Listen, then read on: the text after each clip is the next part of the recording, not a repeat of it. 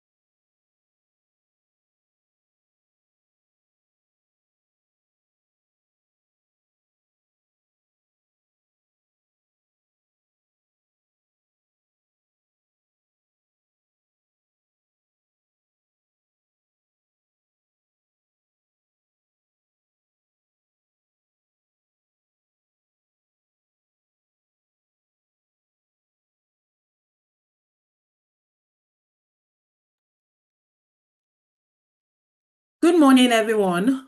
My name is Bissy Roland from Office of the Head of Service, Post Service Department, and I'm your host for today. On behalf of the Head of Service, Mr.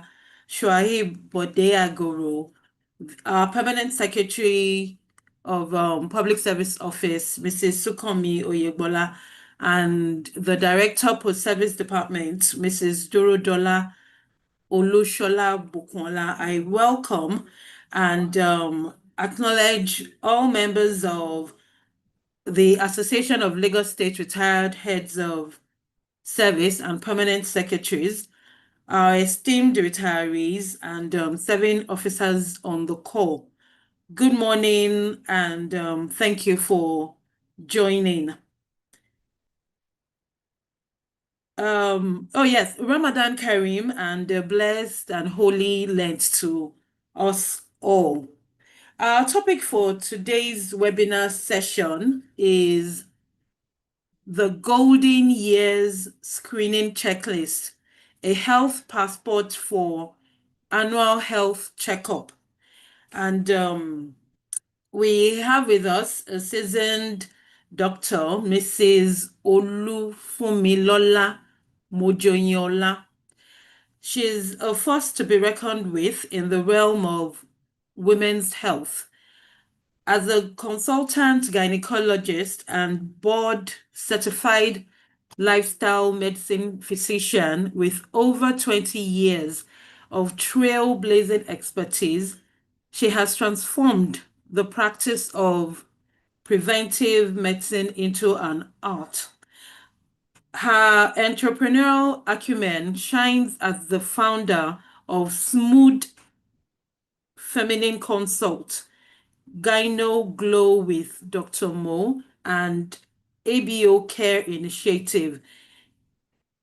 And the revolutionary platforms are dedicated to empowering women through preventive health and lifestyle medicine. With a commanding online presence, she educates and inspires thousands through webinars, consultations, and health education initiatives. Beyond her professional achievements, Dr. Mojoyinlola is a vibrant soul with a love for singing, dancing, and music. She's a proud wife and mother, embodying the balance of a fulfilled personal and professional life. Yeah. As we go ahead, please kindly note that during the question and answer session, you can please raise your hand and you'll be called upon, or type your questions or any contributions you might have in the chat box. Yes, good morning, everyone, once again. Doctor, good morning.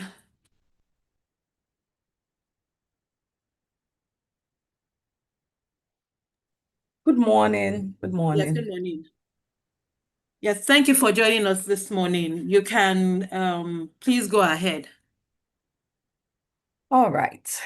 Once again, good morning, my distinguished retirees and the golden age people, if I could call you that.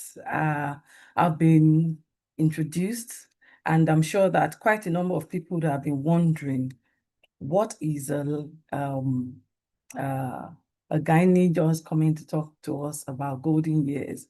I'm sure there are men on the call and wondering, what am I coming here to do? But I'm not coming today as a gynecologist. I'm coming today as a lifestyle medicine physician. And lifestyle medicine actually entails quite a number of things. And that is what I'll be basing my discussion on this morning. Yes, the topic is the golden years and every other thing that was mentioned earlier. So I just tagged the topic golden year. And in this, I'll be going ahead to actually get us to know about what exactly is this golden year about. Sure, quite a number of us are above some of us are about to attain, some of us have attained, and some of us are actually above the age of 60, which is the golden year that we're talking about. So I'll move forward and we'll start the discussion. All right. So my outline will be basically talking to the men, the women, the numbers that we're concerned about, because like my first slide showed the numbers. So I'll be talking about the numbers, checks that we need to do, what we need to know about our lifestyle modification, our self-care, and of course, actionable steps. So for the men, I believe that we have the women also should also look out for their husbands if they are not on this call. So what makes us different? Yes, we know men from women from the specific organs that make us different. So when we talk about the prostate, this is specific for the men, and is actually a sex gland in the men, like the size of a walnut, very small. No man can actually access his prostate gland.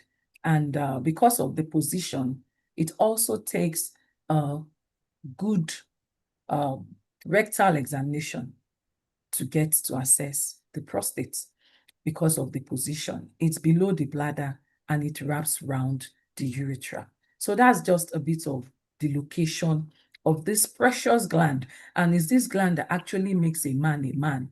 It generates all the hormones, and it also helps with reproduction. So as we age, we've seen that from the age of 40, 45, but most will say 50, you need to start looking out for your prostate.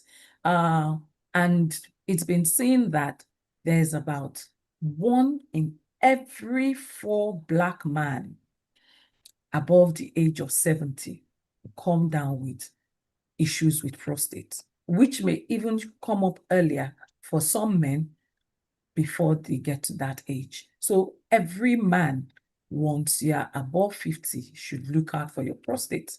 And how do we look out for this prostate? I've mentioned having to do the examination, of which you get to meet the doctor in your annual checks, which I'll still be mentioning, to do a rectal examination, to be able to assess the cervix, the prostate. How big is it? How smooth is it? Is it giving any symptoms? And the common symptoms that the prostate can actually give to men include things like urinating frequently, getting to urinate and not having full, complete emptying of the bladder, in which you are done passing urine, but you still feel like there's still some retention. Or the common one that as a young boy, you know that when you were growing up, you can urinate and your urine will flow so far. Or when the prostate start getting enlarged, it presses on the passage, the urethra. And so you have dribbling. Instead of that urine going so far, it starts reducing. That could be normal. But when it starts coming out like in dribbles, in drips, then you know that there may be an issue. So what do we advise? We advise that you check annually your PSA. That's prostate-specific antigen, sorry, not acid, prostate-specific antigen test, and that just involves taking blood sample, and the number shouldn't be more than 4 nanogram per mil. So when you do that test and it's being checked regularly, if it starts increasing, then it gives a pointer that something is actually going on in the prostate. And of course, the rectal examination will do that. There could be other things coming out from the prostate issue, talk about seminal fluid analysis, if there are other things that is going on. So, but the major thing for every man above 50 is PSA and rectal examination. And then coming to the women, we have 3 specific things. We talk about the mammogram, the pelvic scan, and the cervical screening. So for the mammogram, it's a simple, easy process. It just involves separating the breast tissue and seeing what is going on there. And it's been seen that the best time to actually detect if there's any lump in the breast is not when you feel the lump, but when the mammogram picks the lump. That is the best time to actually get a lump fixed right on time. So when we're talking about mammogram, before now would say, oh, every if you're below 40, yes. If you are below 40, you don't get to do mammogram, you do breast scan, or above 40. So in this age, we expect that you do mammogram, and the result of the mammogram determines what next to do from there. So I advise every woman on this call above 60, if you've not done in ages, or you've not done at all, or you've not done in the last 1 year, please avail yourself and get to do a mammogram. For the cervical screening is actually for women that are less than 65 years of age. But if you've never had a cervical screening done, you still can avail yourself, because the cervix, just like the prostate for men, is not easily accessible. So you want to get to do this test. Let a professional check the cervix and be sure that all is fine there. You may not be able to do the specific test, but just a look at the cervix can actually go a long way. So for our mommies in the house, I say, get to do your mammogram, get to do your pap smear, and get to do your abdominal scan. That will check for organs that are in the abdomen. I'll still get to more of that. So specific test is what I started with. Prostate for the men, mammogram, and cervical screening for the women. So there are some things that we experience and we feel it is normal, or I can overlook it, or it doesn't really matter, you know? Like I get to meet quite a number of patients, or do I say clients, that are just lifestyle medicine clients. And the issue they come up with is like, for those of us that drive, you know that when you are in motion, the car would speak. We know when our car is not okay. We know when the light is not bright enough. We know when the horn is not sounding well. And you know, even the dashboard will show you some things. Same thing goes with our bodies. And as we say, life begins at 40, but we also know that some critical things happen at 40. Things that might not have shown up while we were growing up, things that may be genetic, that is in the blood, that nobody even knows that great-grandpa died of this, may start showing up from 40. Why? Because we are aging. And with aging, we tend to have our body get more acidic. And that leads to quite a number of potential diseases. We get more inflamed. We get more inflammatory reaction than when we're younger. So these common symptoms, headaches and blood vision, I implore us that we shouldn't take them lightly. Some people will say, oh, I know when I have headache, I drink water and I'm okay. We should know our bodies very well by now. We shouldn't take things for granted. So if our body is talking to us, we should be able to identify that something is happening somewhere. So if it is headache and blood vision, you want to be sure to do the least you can, take the list of the drug that is available. And then if you don't see, like the products on advert will say, 24 hours, contact your doctors. Blood vision can also be a sign of cataract. Blood vision can be a sign of glaucoma. So when your vision is not as clear as before, please don't play with it. Get to the hospital. Shortness of breath and chest pain is also common with aging. And when we talk about shortness of breath, yes, we don't have the energy like we used to do, but you shouldn't be so much as climb just some steps of the staircase and then be panting. You shouldn't just move a bit of distance and then have chest pain. If any of this is happening, it could be that something is happening concerning the heart or concerning the chest. So please, well, the lungs, but mostly it is a sign from the heart. So we need to also take that seriously. For some, it could be excessive snoring. Yeah, quite a number of us snore. And I say, oh, some will say snoring is a sign of is it healthy life or wealth or something. But snoring can also lead to sleep apnea, and that is a dangerous thing. So our partners should be able to tell us if we are snoring, it could be a positional thing. If you change position and you're still not clearing the sound, then there may be need to attend to that. You don't intend to lose weight, but all your clothes are just falling off. Yes, with age, we lose muscle tissue. We tend to like shrink, especially for the women. Once there's menopause, you have the muscles shrinking. But it doesn't mean that it should shrink to the extent that you'll be looking for how to, correct your dresses, all because you're unintentionally losing weight. That could also be a sign that you need to see your doctor. Frequent heartburn, abdominal pain, recurrent constipation.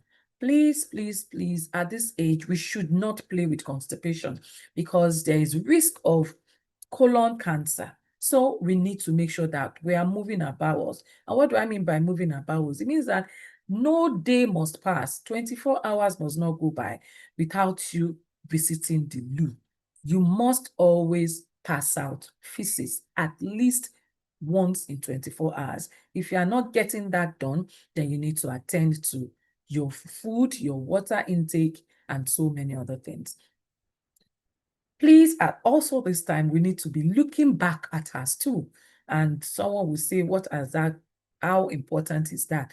We are in the modern age, so we use WC. And once you must be familiar with the odor, the color, the consistency of your stool, such that if anything goes out of hand or changes, and you know that it's not that you've changed anything, you are not on medication, you are not having any issue at all, and all this qualification of your stool is changing, there's also need to pay attention. How often do you wake up to urinate? How frequent do you go to the bathroom? All these we should know. Joint pain is common. How are you sitting? How are you attacking that? So these are common symptoms to both male and female, and none of this should be taken for granted. As your body is speaking to you, take note, do the needful that you can within your limit. If in 24, 48 hours, you're not getting good result, please consult your doctors. And so these very important figures, we're coming to the numbers now. The very important figure we're talking about our sugar, we're talking about our blood pressure, and we're talking about our cholesterol.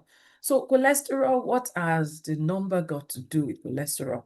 Cholesterol is good. Don't let us overemphasize that. We all need cholesterol to live a healthy life, but it is when these cholesterol are dangerously high, and we can see common levels. Some of us don't even check to know what is our usual and to know when we are derailing from this usual. Cholesterol must be within the healthy normal range because it is how the body actually also maintain its metabolism. So when your figures are high, and that is why we will come to discuss about our annual checks, talking about the numbers in the golden age range. So our annual check, very important. And when we do these checks, we shouldn't just hold on to the result, but we should compare the results of the previous year to the current year. Are we maintaining our status? Are we getting worse on our numbers, or are we improving on our numbers? And when we get this result, we need to interpret the result with a doctor so that we'll be put on the layman's terms of what is going on in our body. So cholesterol is good. We need to measure that. We need to know what is our normal blood pressure. Oh, sorry, blood sugar. Some people feel that it's not so necessary, but you see that as we age, the metabolism goes different, and with that difference, you get to you get to adjust what you eat. I'll soon get to that as well. And for some of us, we don't even change our pattern. With age, there's need to change. And if we don't change and we continue to do the same old things, we now get to face these numbers that stare at us suddenly. So, but if we check regularly and annually for those that have no issues, then we'll have a good idea of what our numbers are. So we know these numbers and we know where we fall in, what we call the fasting, what we call the 2 hours, what our random blood sugar should be. HbA1c is actually what measures the control of your blood sugar in the past 3 months. People just do blood sugar, they just do fasting. Your fasting could be normal, and then your HbA1c is the range. As much as possible, we need to keep check of all these figures. And when we do, like I said, we should compare the previous, and we should also discuss with our doctors. And very important here is the pre-diabetes figure. Pre-diabetes means that you are just a tilt away from diabetes. So even if you are not within diabetic range and you are in the pre-diabetes, there's need to work hard to bring back the values to normal. And this can be done using quite a number of lifestyle methods without having to get to drugs. It's diabetic patients that actually get to use drugs. Pre-diabetes is a matter of lifestyle. So let's move on to the other numbers. Blood pressure. Blood pressure, the normal. That is it. And even now, it's supposed to be lower than that. As we age, we tend to have atherosclerosis with issues with the cholesterol and things like that. The blood pressure tend to change. And mind you, it's not constant. It's not what you get in the morning, you get in the evening. We should know that our blood pressure is at its peak when we wake up. So it's not best for you to wake up and grab this fig. As much as possible, let it be like an hour or thereabout or two after waking up before you check your morning numbers for those that are managing high blood pressure, and be consistent with your drug. The best you can do is be consistent with your drugs and make sure that you review regularly with your doctors. And so the cholesterol we've mentioned, blood sugar, we've mentioned that. Body mass index is quite interesting to know that these figures doesn't really work so well around this climb because of we are on the, I don't know, people say it's only for the white, but as much as possible, we may not all be in the best of the range of our body mass index, but we should not be in the obese range. If you are not able to maintain the norm, don't go beyond the overweight, because weight actually has a big factor when we're talking about general health and wellness. So, and as we age, we tend to shrink, we tend to lose some muscles, but some still maintain. We have the midlife spread. So you need to watch out for your midlife spread. And that is the belly fat. For both men and women, this is about the time that it gets worsened. And so we talk about our waistline for a man and for a woman. So for women, when you have access to it, or when you get to your tailor, get to measure your waist, your abdomen. Use the umbilicus as a landmark, at least for a layman, and see if you're above 35 for a woman or yours is above 40 for a man, then you know that there's need to work towards reducing that. Yes, the very important one, like they'll say, the big one has landed. And what's the big one we're talking about here? The routine checks. Please, I don't know, I'm sure the slides will be shared later, but if you can just grab your pen and paper, if you've not noted anything all this while, note down this page. These are the tests that need to be done, whether you are a man or a woman. These are tests that should be done annually if you don't have any issues. But peradventure, you have an ailment or a chronic condition that is being managed, then you may need to repeat some of those tests concerning the condition you are managing more than once a year. But otherwise, these are the tests. And this test actually, we always encourage us to attach it to our birthdays, such that when everyone is congratulating and wishing you happy birthday, the next thing you know that you're going to celebrate and then get to the hospital or get to the lab, a good lab, to actually get to check all this. I've mentioned blood pressure. With blood pressure, you also want to do ECG. If you have the means, you can go ahead and do echocardiogram. Echocardiogram is actually showing the functionality, physical functionality of the heart, while the ECG is showing the readings. And when we do this, we'll be able to nip anything that is coming out of the heart in good time. We've talked about blood sugar, we've talked about cholesterol, our liver enzymes. As we age, we need to measure the liver enzymes. We need to check the thyroid function test, especially for women. A lot of times we the symptoms of hyperthyroidism overlap that of menopause, and people keep wondering, is it menopause? Some people even go as far as seeing the psychotherapist or psychologist or psychiatrist, all because they are not sure what is happening in their system, especially their mental health. So please, thyroid function test, very important, especially for women. Of course, genotype and blood group, for those of us that know that, is no more a routine.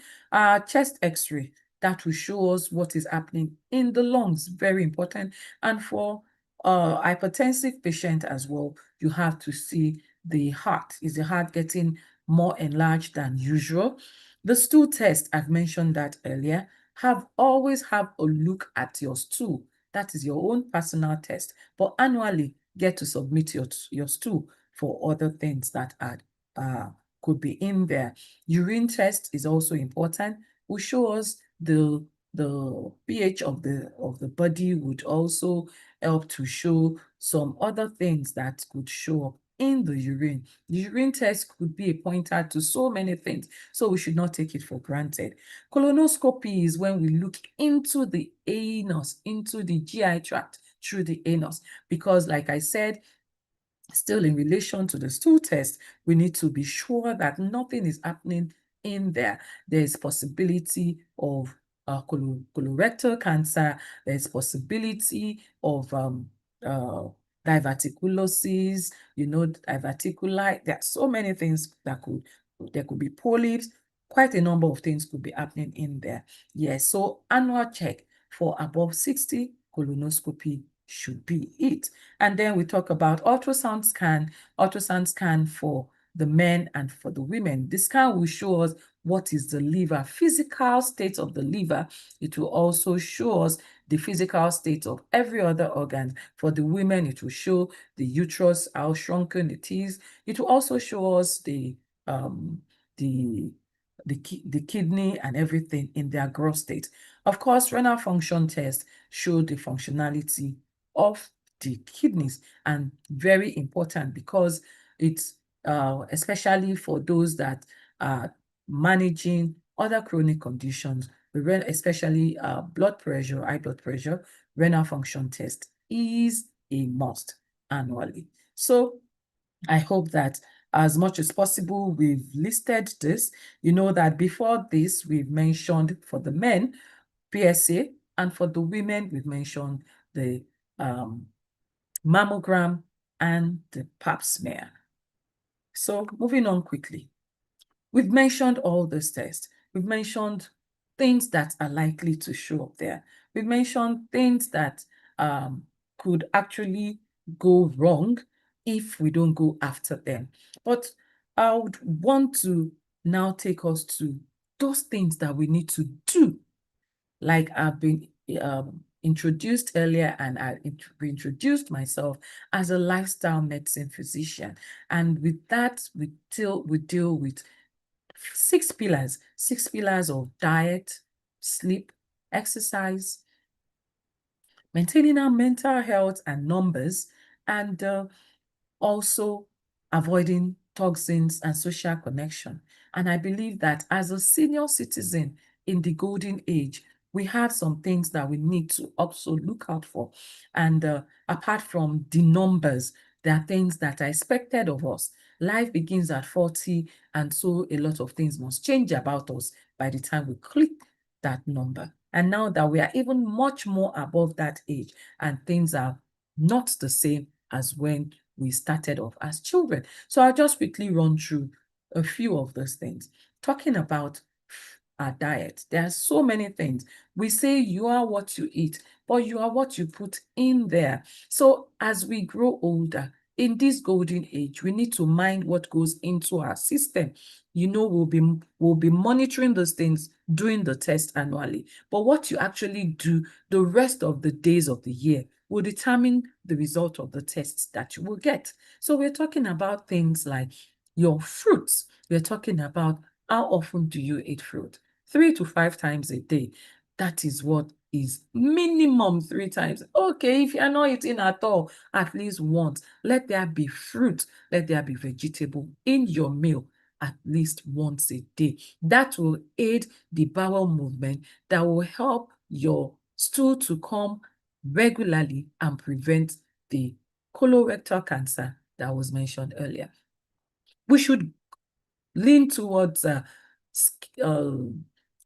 white lean meat if you want lean protein, not necessarily meat. At this age, I don't expect any of the older golden age men and women to be dealing with anything called red meat.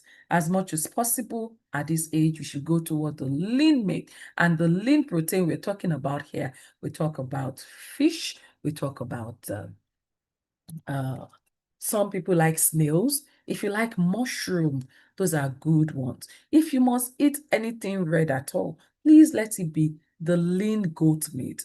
By now, nothing about the cow meat should be in our diet at this age. Talking about how we process the food, we should be doing less of frying, more of close grilling, not open grilling, where you have the smoke coming in contact with the oxygen in the air. No, we're talking about grilling in your oven, a bit of air frying if you have the means, or if at all, just boil it, just cook it and make it as close to natural as possible. Reduce frying, reduce oil use. Intermittent fasting is another trick. And at this age, we don't expect that you will be eating all the time. Yes, give some time to the body to heal itself. And when you close your mouth, you give the body the opportunity to actually rebuild itself, revitalize itself. So you could take up fasting. We're all fasting now, and we know, and I'm sure we notice that when we do fast, we feel lighter, we feel healthier, and that is spiritual fasting. Well, there's clinical fasting, there's medical fasting, and that is intermittent fasting. You may need to learn about that to incorporate it into your regular activity as well. Portion control. We shouldn't be eating mountain at this time. Mountain talk. Even when we fast and we want to break, it should be little amount at a time. Well, we can't count calorie at our age, but we can do portion control. Like the popular one, we can all make a feast now and look at the size of your feast. The size of your feast should be the size of your swallow at any point in time. That is part of portion control. Early supper is good, but you don't eat at 6 o'clock and then sleep at 12. And before that time, you are looking for what else to put in your mouth. So as much as possible, you should eat at least 2 to 3 hours before bedtime, latest. So if you are sleeping at 10 p.m., that means your supper should be at least like 7:30. So it's not that you eat early supper and you go hungry before you go to bed. It's also advisable as we get to sleep to see that early and good sleep is good for us. We should do away with dairy as much as possible, or low dairy. We have the skimmed ones that if you must do dairy, or you can do the plant-based dairy. When we talk about plant-based dairy, we're talking about things like tiger nuts, we're talking about things like coconut or milk and things like that. But when we also take that, we should make sure that we are not over sweetening them. So we should be good with, as much as possible, natural honey. And some people take honey and just pour. No, everything in moderation. Water is key. Please, please, and please, if you are not a water addict, please build that habit now. 8 glasses of water, not even in our environment where the sun is so bright now, you see the temperature going high, you keep sweating. So please try to make sure that you drink water. Drinking of water means 8 glasses. And if you don't know how to get about 8 glasses in a day, you wake up, you take a glass before breakfast, a glass after breakfast, a glass before lunch, a glass after lunch, a glass middle of lunch and supper, a glass before supper, and then a glass after supper. By the time you do that, you must have done 8 glasses, which is about 3 liters minimum of what we should drink at this time. Quickly going to the other part of our health, sleep. I'm very particular with golden age people need sleep. Sleep is detox, sleep is energy, sleep is restoration, sleep is everything as much as as long as I'm concerned. But there are rules to sleep. How do you sleep? How do you get to sleep? A lot of people lie down. I was talking to a 70-year-old patient yesterday, and it was like, oh, barely sleep. He only sleeps 2 hours and then is awake. I said they are flaunting the rules of sleep. Everything in life has rules. And so these are just a few of the rules I just want us to know. That we should sleep in the dark as much as possible. We've talked about eating. So your food should be at least 3 hours to bedtime. Don't finish a meal and get on the bed. That is dangerous. And then you don't want to smoke or take alcohol in the night. If you have not been able to do away with that and you still take alcohol or you smoke, make sure you don't do that in the night. Make sure you don't take caffeine in the night. For coffee lovers, your coffee should be at least 8 hours before you sleep. So if you sleep at 10 and you like coffee, don't take coffee after 2 p.m. Very important. How is the level? How is your bed? The state of your bed also determines how you sleep. If your bed is taking your shape, you sleep and it sinks, please, daddy and mommy, try to invest in another mattress. Very important. If you can't yet, based on finances, turn your bed. I'm sure quite a number of us don't even turn our mattress. So you can turn your mattress. You can get to do that today. If it's still sinking, please put your mat on the floor and sleep straight, because you need a flat surface to maintain your bones, to maintain the curvature such that you don't get aches and pains. Very important also is your temperature of the room. If there's no electricity, open the windows, let the breeze let the room be cool. You must not sleep in the hot room. If you feel cold, cover yourself, but leave the room cool. Try to put off gadgets around where you're sleeping. Put off your phone. If you can put it in plane mode or completely switch off. Please, please, please don't put your phone under your pillow. Don't put your phone so close to your bedside. Take it away if it's possible. And as much as possible as well, try to sleep about the same time. Not necessarily, oh, it's time, I must go to bed. No, but let it be within like the range of an hour. If you're like 10 o'clock, okay, between 10 and 11, that's when I sleep. Don't make it, oh, you sleep at 7 today, 11 tomorrow, 12 the next day. Make it consistent. And by the time you do that, your body will be well regulated. Develop a ritual as well. There's so many things. I'm just going through it quickly. Next to the next All right. Somebody is... Okay. So exercise. Exercise is very key. And my mommies and daddies will be saying, at this age, what else will I do? I can't come and kill myself. A very popular saying. But exercise doesn't mean you are going to carry weight. Exercise doesn't mean you are going to the gym. No, exercise means be mobile. Make movement a part of your day. Yes, we have people around us assisting us in what we want to do. You can be in a place, can be in your room, and then every service you need comes to you. But as much as possible, let's get moving. Let's get moving. Just 30 minutes a day, 3 to 5 times a week. That's all it takes. If you live in an environment that is safe enough, you can get out on the street, safe area, and just walk, not run, not jog. Just take your time. If you have stairs and you can still climb, go up and down. Just 30 minutes, 3 times a week. The exercise for the women, for our mommies here, there are different forms of exercise, but the important one, apart from the aerobics, is strength training. Strength training is carrying weight, and I don't mean lifting weight like you lift in the gym. You could get dumbbells. Just carry dumbbells and exercise those muscles. The muscles you are exercising build up the capacity for the strength of the bones as well. There is tendency to have fracture, to fall, but when you get involved in all these little things, you strengthen your bones and your muscle, and the chances of falling is reduced. Be consistent. Let's not do weekend warriors, like we call them.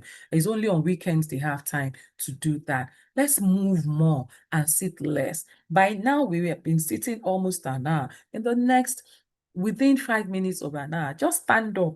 If you don't have anywhere to go to the bathroom and wash your hand, or force yourself to pee and then come back to where you are. As much as possible, get moving. Why? It's been seen that movement, sedentary lifestyle, is being equated to smoking now. So, and you know what smokers do? They said smokers are liable to do what? So please and please put movement. It helps to boost the heart health, strengthen bones, and support every part of our body.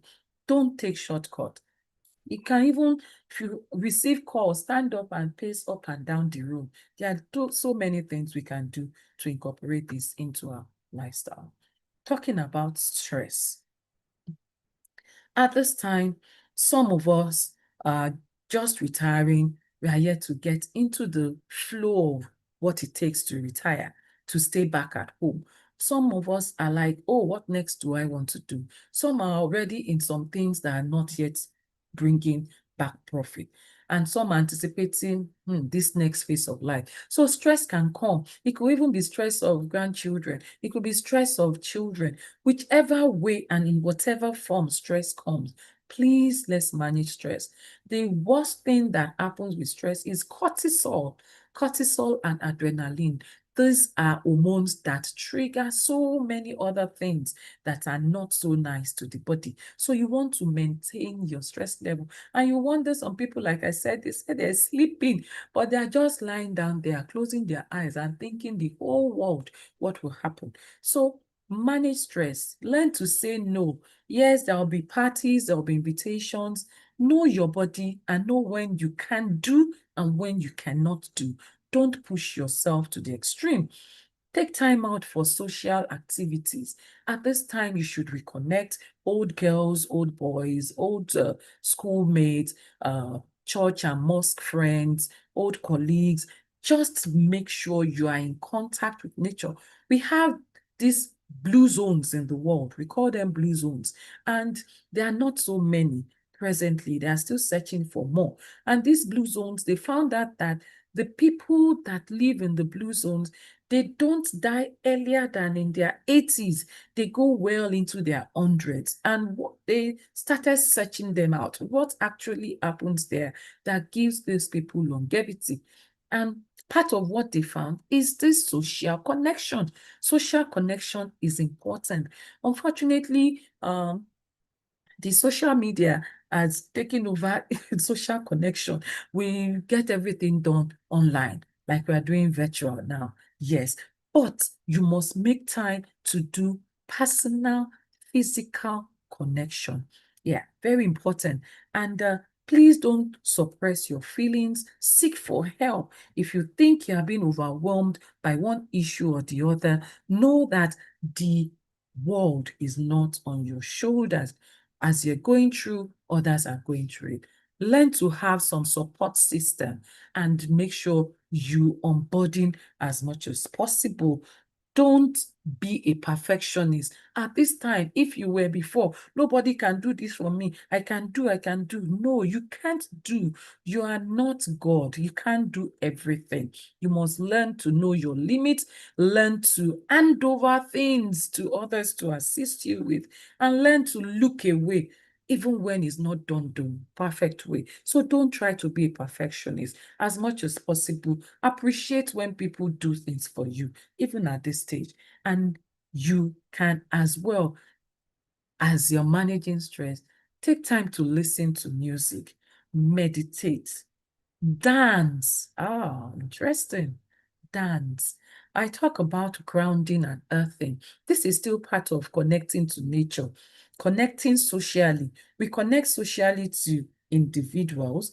We also connect vertically upwards to our creator. Then we connect downwards with the earth. Earth and grounding, very important. Why?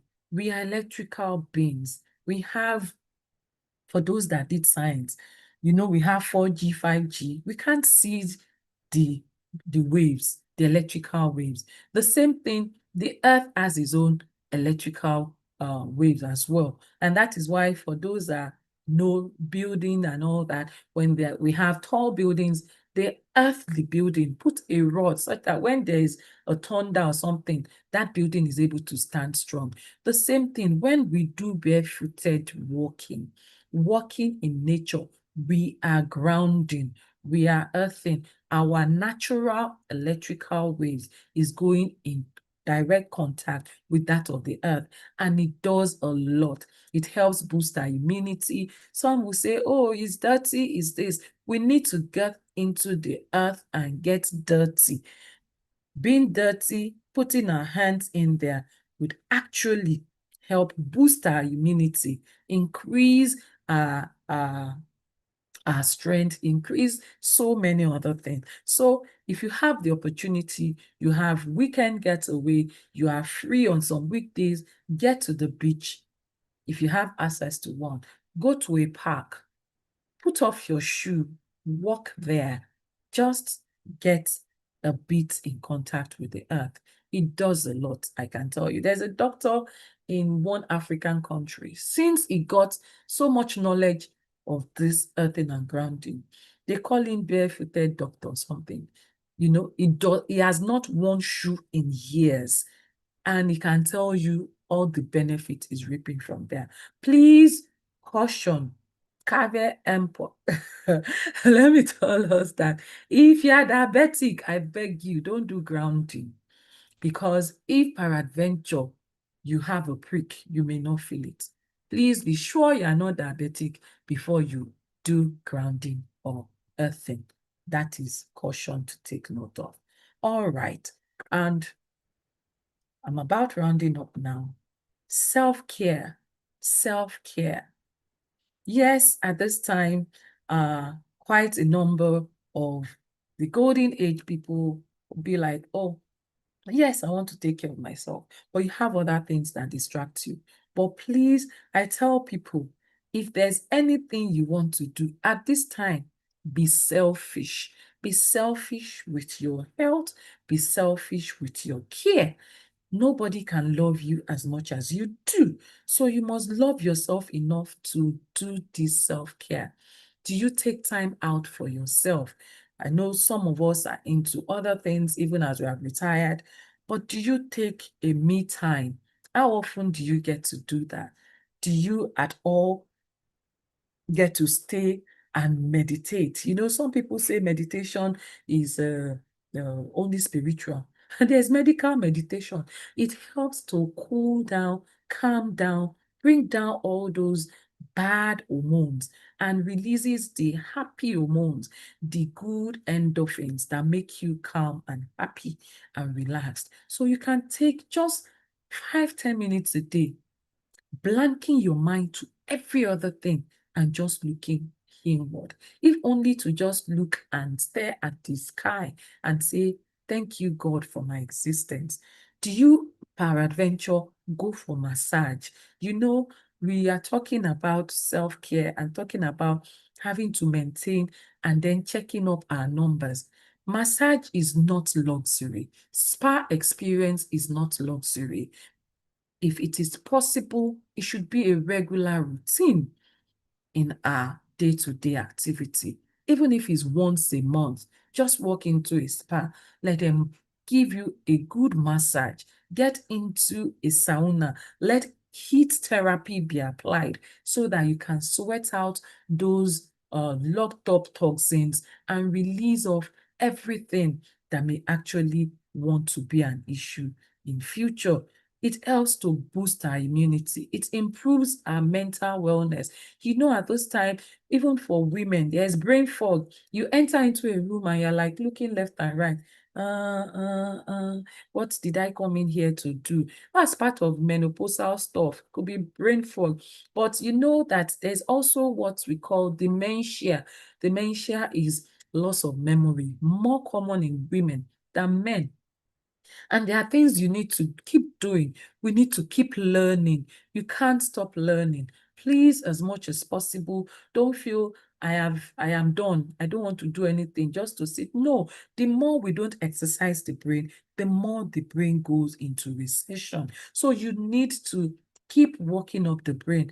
Just decide to learn something new. It can be on your phone. Learn a new language. Learn how to play a new instrument. Learn a new skill. Do something new, then you will rejig the brain and then your cognition would improve and it will help your mental wellness and decrease possibility of dementia. Actionable steps, very, very important actionable step. Please, as much as possible, all these things that we've advised ourselves, start small and make it an achievable goal. Make your goal smart as much as possible. Don't go, oh, I've learned this, so I'm going to go 360 degrees. I'm going to do. No, you can't do. You can only take a step at a time. Eat healthy. Have a meal plan. You don't wake up and just eat what you have. No, by this time, we need to have a food schedule. Breakfast, lunch, dinner, or is it lunch and dinner, or is it breakfast and dinner? Time, the type of food, everything. Make it in black and white. Write it out, paste it where you would see. In your kitchen, put it on your fridge so that you would know. And even those that are trying to help you at home will know what and what is your meal plan like. And then exercise, like I said, take time to relax. Sleep is important. Social activity we must do. Seek professional help anytime your body is talking to you. Don't say, I can do it. Please seek help early. It is when we don't seek help early that things go out of hand. Don't struggle with your mental health. You are feeling down, depressed, you're feeling anyhow, just reach out. Reach out. Screen regularly. We've said annually, and I've listed all what we need to screen. If you need or you have any chronic issue, you may have to screen more than the annual, and then look out for others. Show love. What goes round comes around. What goes around comes around. That is it. Law of karma would happen. You give love, you are sure to receive love. And it doesn't have to be from immediate people. It could be from any strange person. Remember, your health matters, and it does matter a lot. Be selfish to yourself. Thank you.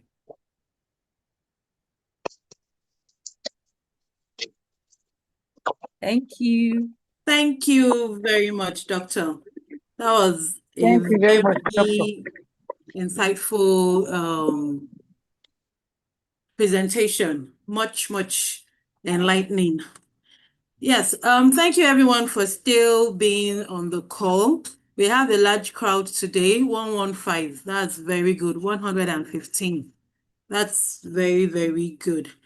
Yes, our topic once again is the Golden Years Screening Checklist. Oh, okay. I can see you are having lots of accolades. Okay, let me just quickly run down on the topic, just a very short summary. Although I know she was very explicit in her presentation. So once again, the topic, the Golden Years Screening Checklist, a health passport for annual health checkup. And she just gave us a practical tool on how to detect diseases early and to prevent serious health problems, monitor changes in adults. Once you're over 50, there are some specific things that we have to do. And was basically just about the health guide for older adults. And some of the checklists she gave us that she mentioned include checks for stool, mammogram, prostate, eye and hearing tests, blood sugar, a cholesterol, blood pressure, mental health, and that we should also review whatever medications that we are taking. She mentioned urine, thyroid, and echocardiogram, although she said that's quite expensive, but it's important to do. She also mentioned about our diet for senior citizens, basically for everyone anyway, not just for senior citizens. 3 servings of fruits and vegetables, early supper. We should ensure we take at least 8 glasses of water daily. Make use of honey, we should reduce our sugar, and portion control. We don't eat as much as we did when we were younger, and also try intermittent fasting. She also mentioned sleep. We need sleep for restoration and to relax and rejuvenate the body. And we need at least 7 to 8 hours of sleep. She also mentioned social connection, that we should make sure we still interact with people, not just being alone, which would affect one mentally. So we have to, go out, interact, attend parties, join clubs, basically socialize. Then she also mentioned self-care, take care of ourselves, both mentally, physically. We exercise, move around, don't just be seated in a place, because this would weaken our body, to weaken the muscles and tissues and everything. Then she also talked about grounding or earthing. So we have to be in contact with nature, but she mentioned that if you're diabetic, please don't do it, so that you won't hurt yourself. And this will take a while before the injury or the wound heals. So please note that if you're diabetic, please don't do that. Okay.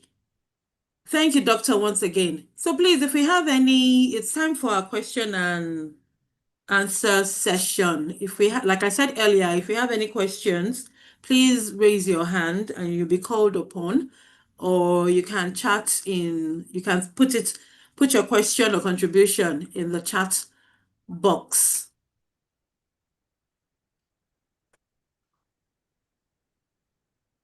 So please, if we have any questions, okay, in the chat box, there are many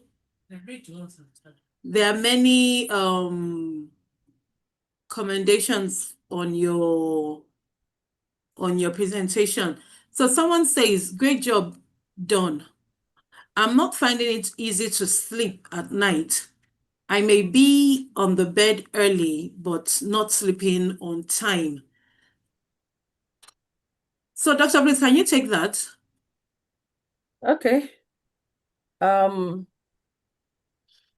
Yes, sleep is a big issue.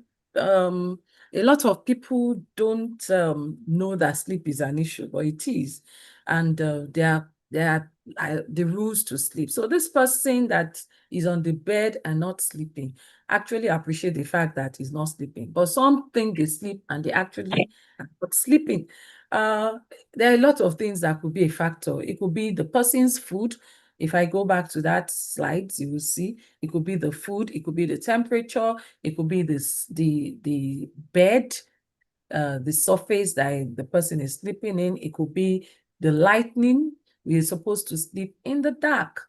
Our parents slept in the dark and they slept well. So if you must sleep where there is no light, or you put on fire light, like we call them, fire light, like red light or yellow light. There shouldn't be a TV screen on or while you are asleep. There are so many things. So there may be need to do a one-on-one with that person to actually get the real reason why he or she is not sleeping, and then see how solution can be found for him or her. But really, if you don't follow sleep hygiene, as we call them, you may not be able to have a good night's sleep. And every day you are deprived of sleep, something is depositing something that is not right in our system. So. All right, thank you, Ma. Another one, how advisable is infrared light massage? Well, it depends on what the person is using it for.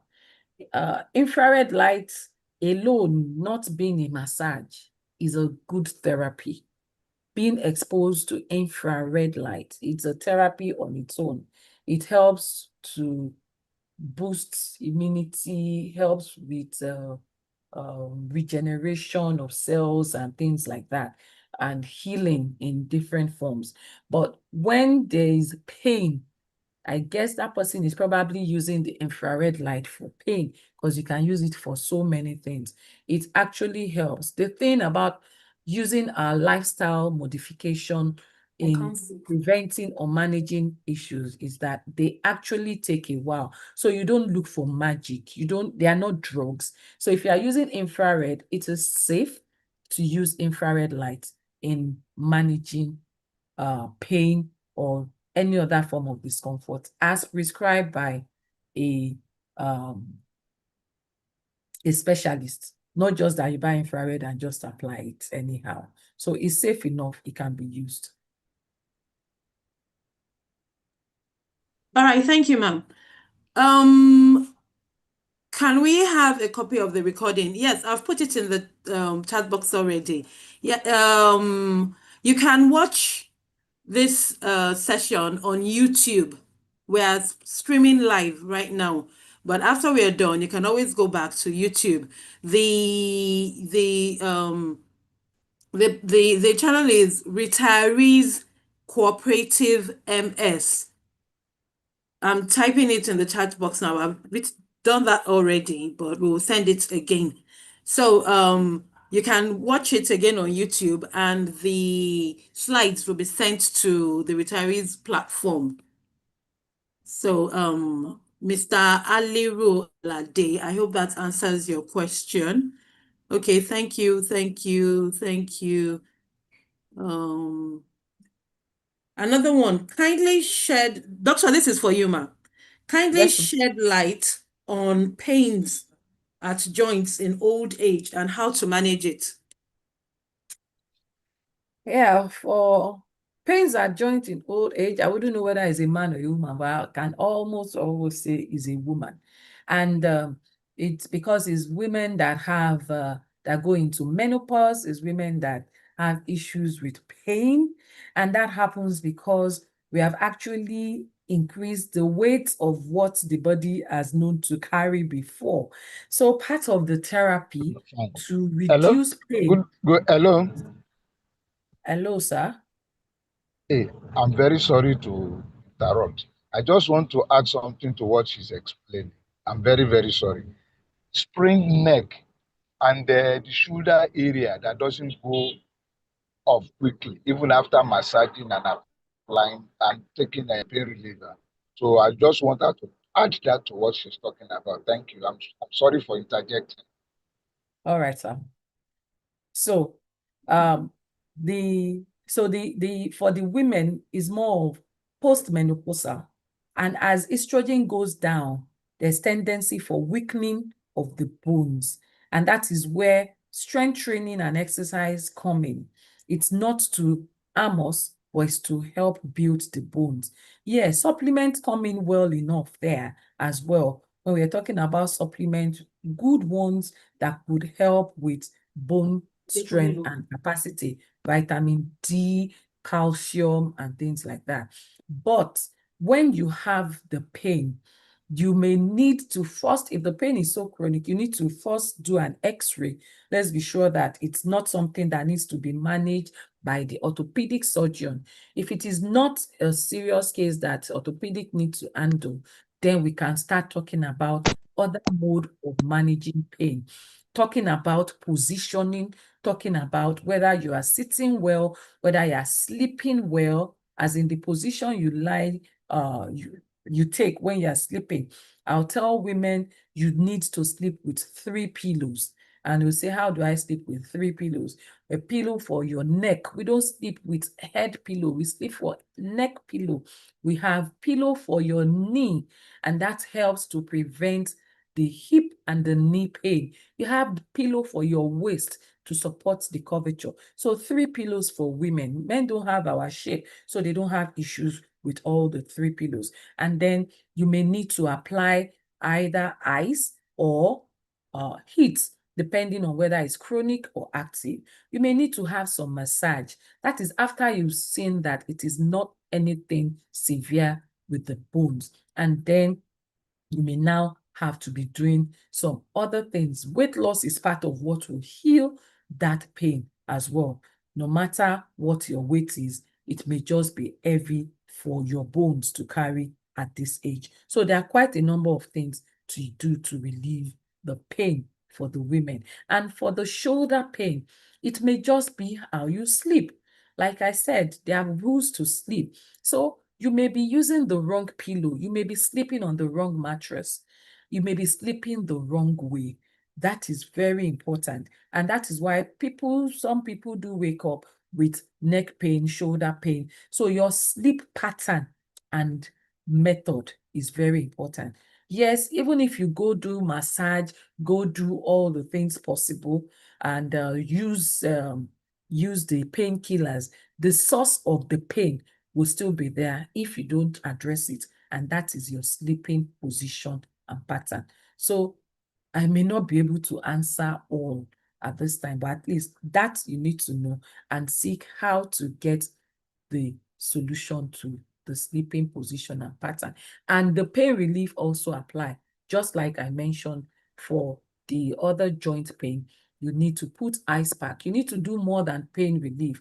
And please, let's be cautious. I've seen people with pain in the golden ages trying to relieve pain, and so taking so much of anti-inflammatory drugs, and those drugs will just be knocking on the liver and the kidneys, and then you see sudden kidney failure, all because one is managing pain. And that could also even implicate and lead to peptic ulcer disease when you keep taking analgesics. So there are other things to be done that would not impact your kidney or impact your stomach when you take the pain relief. And that is what lifestyle medicine it's all about. So you may need to seek out those other ones. I may not be able to tell everything here and now.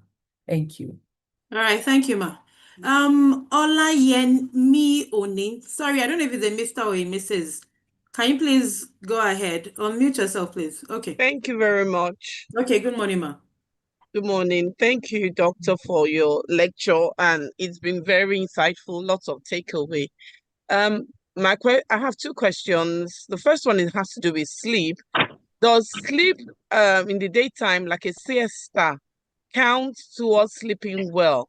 Because for me, no matter how late or how early I sleep, by 3, maybe latest 4, I'm awake, but I sleep in the daytime. I like to sleep in the daytime. So I don't know if I'm sleeping well. Then the second has to do with the blue zone. How is a blue zone constituted, or what makes up a blue zone? Thank you very much. Thank you. Let me start from blue zones. Blue zone is not made up. Blue zones are different aspects of the world. You have some in Asia, some parts of Asia, some parts of America. They are just saying that, oh, Lagos State is a blue zone. That's what I mean. And it's not that there's anything that marks them out to be blue zones rather than this longevity. They are just areas where they see that people live extra long. You know, the normal half-life of fast-paced world that we have now is 50. When people are getting to 70 and 80, oh, like they are living long. But in the blue zone, they are living long is in their hundreds. So it's not that there's anything there, but just because of their longevity, they just named them the blue zones of the world. If you check them online, you would see all the details about the blue zones. And then for the sleep, siesta unfortunately does not add up to the night sleep. So when we're talking about good sleep of minimum of 6 hours, good of 7, maximum of 8 hours is a continuous night sleep. So we're talking about from 10 to 5, 11 to 6, 9 to 4, like that. So it is continuous sleep. And the sleep in the afternoon can impact that negatively because you would have rested and not be so much, would I say, tired, because some people sleep easier when they are tired in the night, but you don't have to be tired to sleep. But at the same time, the sleep during the day is supposed to be a nap, like a 30 minutes, maximum 1 hour. If you are sleeping 2-3 hours in the day, that is not contributing to your night sleep, and that is not good. So you need to manage your daytime sleep so that you can have a good, continuous, uninterrupted sleep at night. Yes, ma'am. All right, thank you, ma'am. Another one, please, what can be done to speedily arrest a situation when one is experiencing hypotension? Okay, hypotension with dizziness, lightheadedness. Oh, sorry, let me take that again. What can be done to speedily arrest a situation when one is experiencing hypotension with dizziness and lightheadedness? Okay, not hypertension, but hypotension. Hypotension. Yes. It's good that the person knows about the hypotension, because the major thing that people have is hypertension. So if you have hypotension, what is your normal? That means you know your normal, and that is why everybody should have their numbers readily known to them. So it's not just that I checked my blood pressure and they said it is normal. What is your normal? Is your normal 120/80? Is it 90/50? Is your normal 110/70? You should know what your normal is, so that when there is anything abnormal, whether it is high causing hypertension or low causing hypertension, then you can easily say that there's an issue. So for the person saying hypertension, I want to believe that the person's normal actually came down. And of course, it will come down and give all the symptoms, like I said. So the main thing when we talk about lifestyle medicine is not just to look for solution. It is to know what is the cause. So knowing the cause is a primary thing, and that is what will help us to prevent it from happening again. So there's need for a bit of history of, you need to know what actually precipitates this action. Is it that when you get up fast? Is it when you run around? Is it when, actions that you take before it happens? Or is it what you eat? Or is it when you're exposed to something? You need to look around. What are the precipitating causes of this? And then when it does happen, of course, hypotension, you want to increase salt level for someone that the BP is so low. So they tend to just give infusion if you're around the hospital, or for some, you see people putting salt in water and drinking it fast just for the BP to come up. That may even take a while before the absorption is done. So, but it may be more than just hypertension. It's a sign the body is talking about. Before you see it as being normal, please see your doctor, and a cardiologist will be needed for this person. So please see a cardiologist to be sure of the cause and how to prevent it. Thank you. All right, thank you. Someone is asking about sleeping posture. Can you just quickly give us maybe 30 seconds or 1 minute on that? Sleeping posture. Yeah. Sleeping posture. Yeah, some people sleep on their tummy, some to their side, some on their back. So the best position, not really known, but the worst position is on the tummy. And that's why a lot of people enjoy. I enjoy sleeping on my tummy too, but I have to, by force, change it to the side. Yes. And when they also talk about the side, some will say, is it to the left or is it to the right? As much as possible, let's just take side for now. There are other things to consider to know which side you should sleep on. But when you talk about side, for the women, we talk about the 3 pillows. For the men, maybe just 2 may be okay for them, or 1. So when you lie on your side, you want to put your soft pillow. And I advise that your pillow doesn't have to be hard. It doesn't have to be firm. Your pillow should be soft. And possibly, if you can invest, these are things we should be investing in now for ourselves. You want to invest in a memory pillow. Memory. That is it. If you get to the big brands, I don't want to be calling names online. If you get to the big brands of that sales shop and tell them you want a memory pillow, they would sell you a memory pillow. Memory pillow is such that when you put your head down and you lift your head up, it bounces back. It just takes the shape and bounces back. And so you are not meant to put your pillow on your head such that your head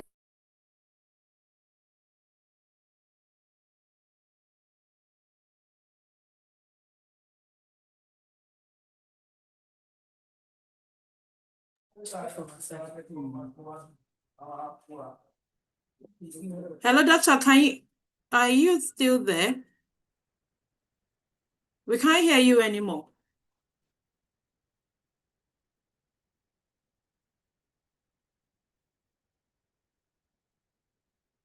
Hello, doctor. Okay.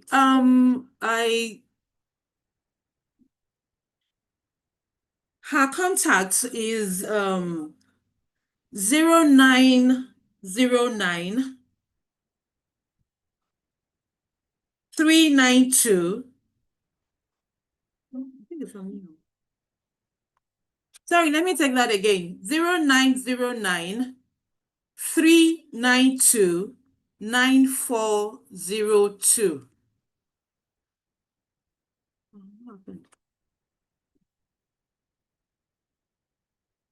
Okay, I guess she has network issues, but hopefully she will log back in.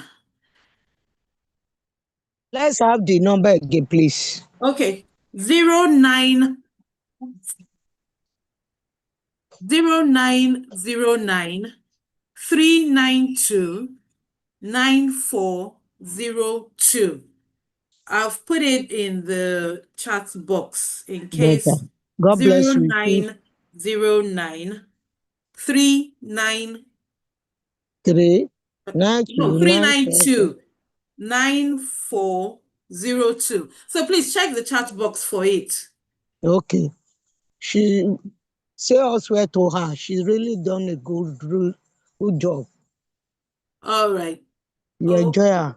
she God will has continue to gone bless her. off. Thank you, Bosa, for the HOS, Bosa, for the leading team. God bless you. Yes, thank you very much, ma. Bye. Right now, since she hasn't logged back in, It's like she's trying to come back. yes. Okay. So we'll just give her a few seconds or minutes. It's 11:52 now. Unfortunately, there are so many questions, but I can't, answer them. So we'll just please hold on for her to join in. Or if we have any what's it called? So while we're waiting for her, maybe we can all just unmute ourselves and put on our videos to say hello to one another before she comes back on. Sorry, ma. About the pillow, I've forgotten the name. Oh, she didn't mention the brand. Yes. But I think maybe if you go to all these what's it called? Okay, memory. Memory. Okay. Memory. Thank you, ma. Yes. Memory Thank pillow. you, ma. Yes, memory Memory. pillow. Thank you, ma. Memory. Maybe that's Yes. the Thank technical you. name for the pillow. Just like orthopedic mattress. Okay. Thank you for that, sir. Just like orthopedic Good mattress morning, is the the general organizers, name, please. technical name.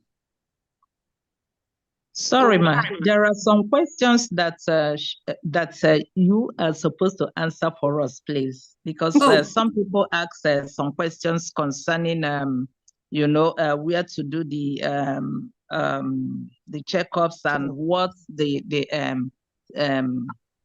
ministry okay. can do for Yes. us. Yes, thank you. It's Ilera Ekoda. It's in charge of that. Sorry about that because we are still taking the questions one after the other. So I'm still scrolling down. So for that, it's Ilera Eko that's in charge of that. And Ilera the Eko? offices are Ilera Eko, yes, they're under Lashma. So you can go to any of their offices. Retiree to do all these tests free of charge? No. But I'm sure by the time you get to it's subsidized. Sorry, that's part of what we want you to help us talk to the HOS and the team. That for retirees, it's not too Yes, much. they charge little or nothing, sir. It's very minimal. That for retirees. Okay. That I believe it's minimal for retirees. Ma, it's not true. It's not true. That's not so. Ma? It's not true, ma. No, It's not so. that is what the scheme. That is what the that. scheme is meant to be. So by the time you get to the hospital, if they are doing something contrary to that, I wouldn't know. But that is what the government has put in place, ma'am. That's why I'm saying what I'm saying. By the time you get to the hospital, to the general hospitals, it might be different. But what the government has put in place is what I said, ma'am. Do you understand? Yes. But if it is to be done like it is done abroad, the retirees are always written to and sent for. And they will remind you on your birthday next week, go for your routine test. Why don't we Yes. do that here? Let's get to Very that soon. level now. Very soon, ma. A step at a time, ma. But at least we give birthday gifts and we call on birthdays. Every So a 4 years. step at a time. You do that every 4 years, so not every year. Hello. Yes, I'm ma. back. Hello, I'm hello. sorry. The doctor's name. The I'm doctor's name, sorry. ma. I'm Sorry. back. Do Dr. that everything every Olufunmilola. 4 years. The doctor is back. Hello. I'm Okay, she's sorry. back. All right. I didn't know it was Yes, she's network. back. Two big network just went down at the same time. Sorry. Yeah. Okay, doctor. Yes, ma'am. All right, welcome back. Thank you. Yeah. So you have lots of questions. I was actually listening on the Oh, YouTube you've been but I couldn't respond because oh there was no oh access to that one. okay. Sorry about that. Okay. Okay. Sorry, I'm just trying to go back to the chat box. Dr. Olufunmilola what? Mojoyola. Okay.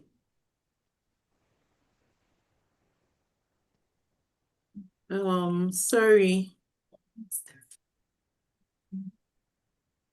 Okay, someone's asking how healthy is unsweetened yogurt mixed with nuts and seeds? Okay, I think it's that cafe thing. Very healthy. Very healthy, but unsweetened yogurt at a minimal quantity. It's not a whole bowl of yogurt because yogurt is still dairy, especially for women. Everything in proportion, but unsweetened yogurt with nuts is a good breakfast. Okay, all right, thank you. What's the implication of frequent urination at night? And there have been many, okay, the person has done many checks for diabetes and it has been negative. If he's a man, it may be an issue with prostate. So the person needs to check the prostate to be sure that it's not prostate enlargement. The person also needs to recheck the fluid intake. Do you drink so much water, especially close to bedtime, that will make you to get up so frequently? Or do you take so much of liquid meal as dinner that also would wake you up? So those are factors that need to be checked before the person concludes that it is this or that. And then there will be need to adjust that to be able to accommodate getting up. The maximum number of times, if you are doing the 8 hours, 7 hours of sleep, you shouldn't wake up more than twice, max twice, average once. If you are waking up 3 times, that's no more a good sleep.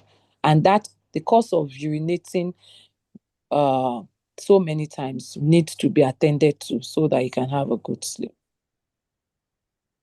All right, thank you, ma'am. Someone says, I've been experiencing hip bone pain since last year. What could be the cause? I'm sure it's a woman. It can have low calcium. It can be that the strength of that bone. It can be osteoporosis. Osteoporosis is loss of bone tissue, bone strength as well. And that needs to be attended to early because for most women is either hip or knee that starts the issue. And you gradually lose bone strength, bone capacity there, and eventually lead to replacement of the hip head or the bone or the knee bone. So it's better to see an orthopedics to do an x-ray and know what is the state of that bone and nip it in the bud before it leads to complete degeneration of the femur head. All right, thank you, ma. Another one, but I think this has to do with pillow. What can cause shoulder pain while using a pillow on the bed? Yeah, it's the same way. You're definitely using the wrong pillow in the wrong way. That is just it. The pillow is not maybe the hard one. Some will say, oh, it's feather, is this, is no memory. That person should just go get a pillow And then with that memory pillow, position the pillow right under your neck, not on your head.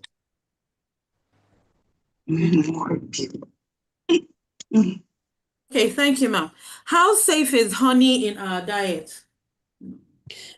We have honey and we have honey. I'm sure we all understand that.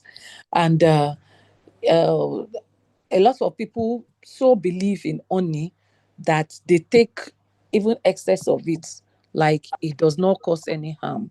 I can tell you that calorie in honey is almost the same calorie in sugar. So if you are running away from sugar and you are overtaking honey, you are not doing yourself any justice. So it's better to take honey moderately, a moderately little quantity. And if you want to do without honey, you have other natural sweeteners. Natural sweeteners like stevia, guar. These are not so readily available, but also natural stevia, which is readily available. If you are interested in natural stevia, you can send me a DM. I can link you up with how to get natural stevia. That is an alternative to honey. But if you can do well with your honey, please make it moderate. No honey is as good as honey. There are very few originals outside. Yeah. Yes, ma'am. All right. Thank you. My bed is orthopedic bedtime and okay. Sorry about that. What is the implication of frequent? Oh, we've taken that already. Madam Yetunde, same thing. Constipation too. Like maybe she wanted to say something about constipation. Constipation. I don't know. Constipation. Yes, Yes.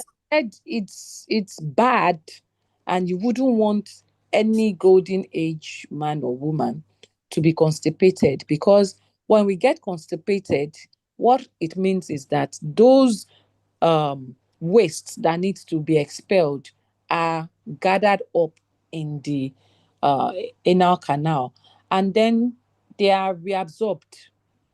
The bad stuff gets reabsorbed back into the system. And that is when you now have inflammation, you have all these chronic things coming up. So, as much as possible, that pathway needs to be very free. So, constipation is you not moving your bowel in 24 hours, as far as I'm concerned. It's not, oh, I juice every 2 days, every other day. No, that is bad. You're absorbing the wrong thing back into your system. So you need to increase your fiber, you need to increase your water intake, fruits and vegetables, to make sure that you actually move your bowel at least once a day. And if you have any issue and you can still not achieve that despite all what you are doing, then you need to see the doctor to get it right. Okay. What is responsible for cracked teeth and what should be done to prevent it? The next one. Cracked teeth from trauma. I don't know how the tooth will crack. But if it's as a result of, if it's broken or nipped or something, there's need to see the dentist.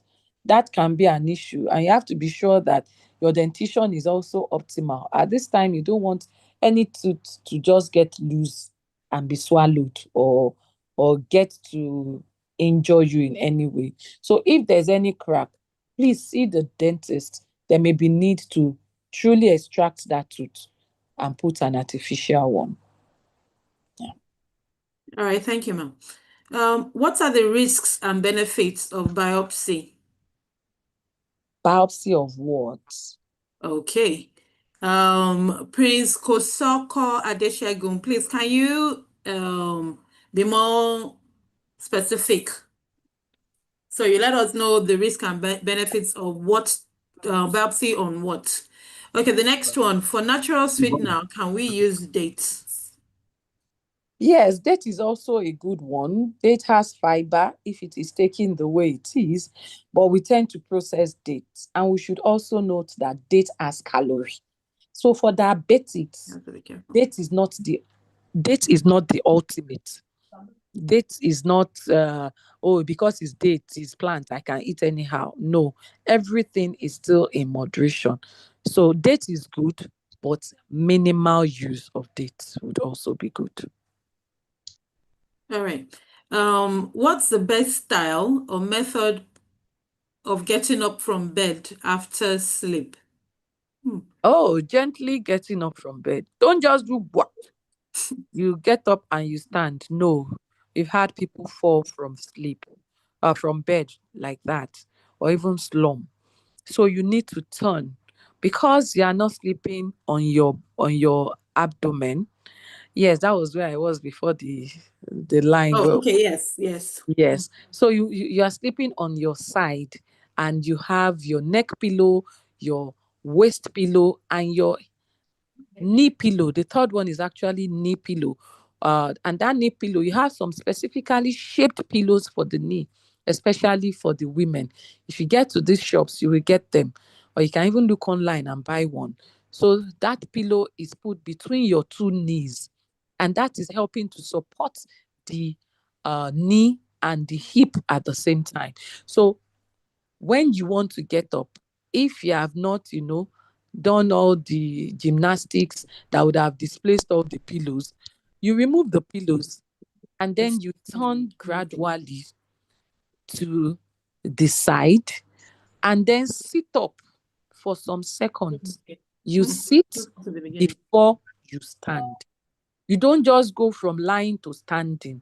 Some people have um, hypotension from that. The blood will just flow from the brain down, and then they become lightheaded. So coming down from the bed, first tilt to your side, sit upright before you stand up. Okay, thank you, Ma. Can you please explain more about detox capsules? Detox capsules. There's no capsule that can detox you. There are so many fads, so many fake, so many unreal things. And because we are in a fast-paced world, everybody wants shortcuts. The best detox number one is your sleep. You're not sleeping right, you can't detox anything. It will stay there. Number two, you can't get everything you need to clean your body in a capsule. It's not possible. Number three, apart from sleep, what you put in your mouth is very important. I actually was trying to look out for my slide on toxin. I don't know if I skipped it, but there's actually a slide on toxins that we are surrounded by every day, and it's majorly uh, what we put in our mouth. So you are trying to detox, first see what you are putting in.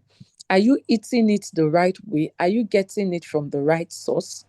Are you cooking the food the right way? Are you taking in the right vitamins?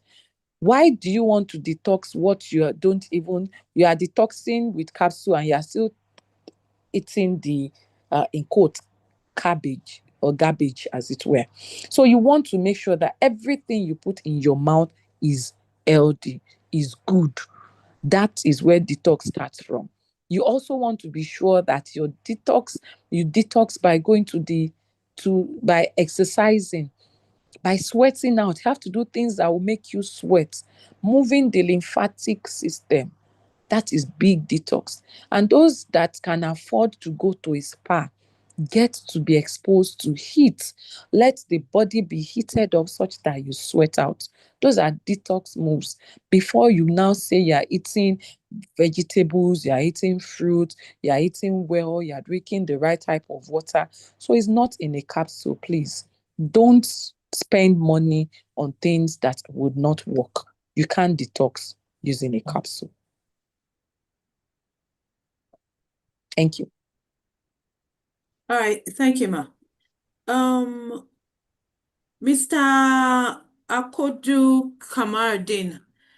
Sorry, sir. I think you raised your hand earlier. Can you please go ahead with your question or contribution?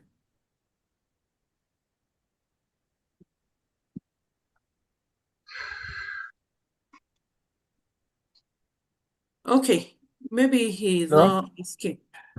Okay, Hello? good morning, sir. Good morning. Good morning. Yes, sir. You raised your hand earlier. Yes, I attacked the question chat box. I wanted to ask about the cause of broken or cracked teeth at times. And when it occurs, how can it be prevented to avoid removal of almost all the teeth out? As each is cracking, it has to. So what could be responsible for cracking or breaking of teeth? Thank you. Doctor, did you hear that? Yeah, I did. Okay, because I didn't get it. Okay. All right, Yeah. please go ahead, ma'am. Yeah, I think it was the one that asked about the cracking of the teeth or breaking of teeth. That I Oh, said okay. we need to see the dentist and need to be removed. So you're saying that maybe it's a recurring thing and the tooth is actually quite a number of them are being removed because they're cracking. So it's better. It may be that there's low level of calcium, vitamin D, those things that help to build bones and teeth. So there's actually need to do a lab test for that. You don't just assume, oh, maybe it's my calcium that is low or my vitamin D that is low.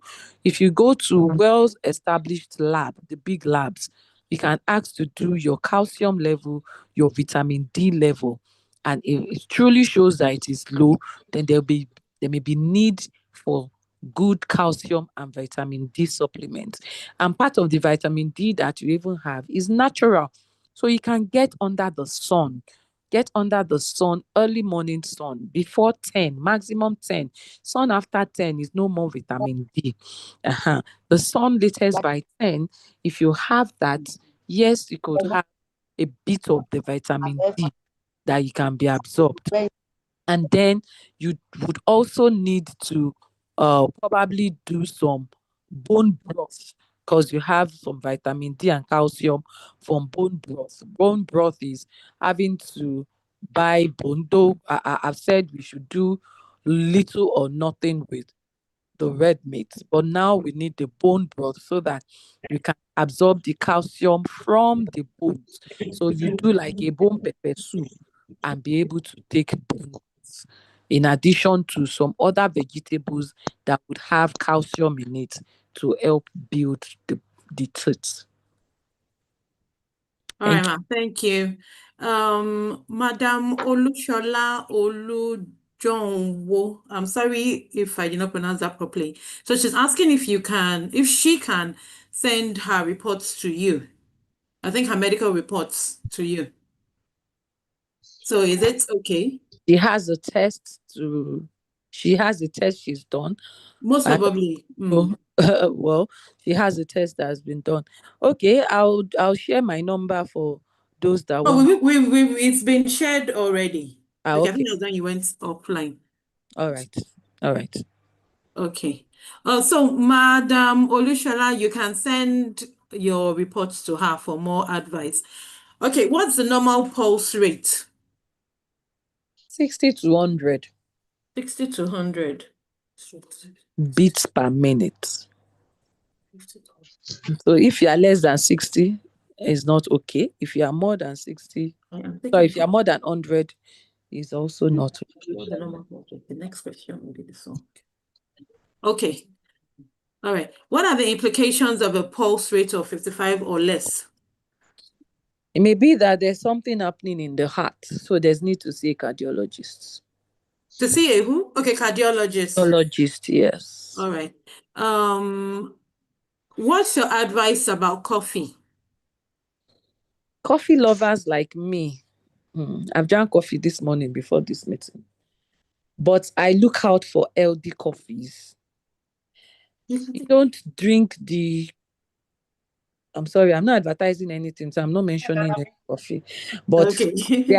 there are healthy coffees. There are coffees that have more nutrients and natural stuff than the other ones.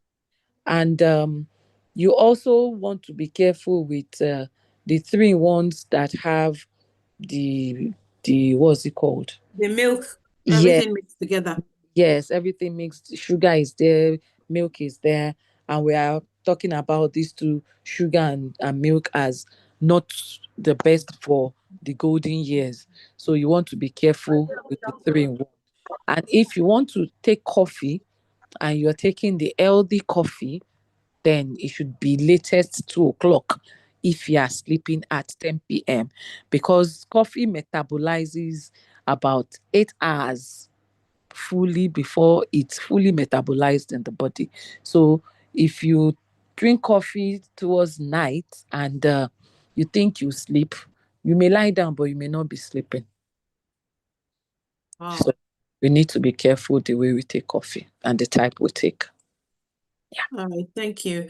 I think this is the last one, I believe. Yeah. The man is referring, the Prince Kosoko, he's referring to prostate biopsy. Okay, prostate biopsy. Yes. Before pé kẹ́ máa mú anything before 2. Anything after 2 wà okay. Pé nítorí ó máa take 8 hours tó break down. Listen. I'm trying to mute everybody.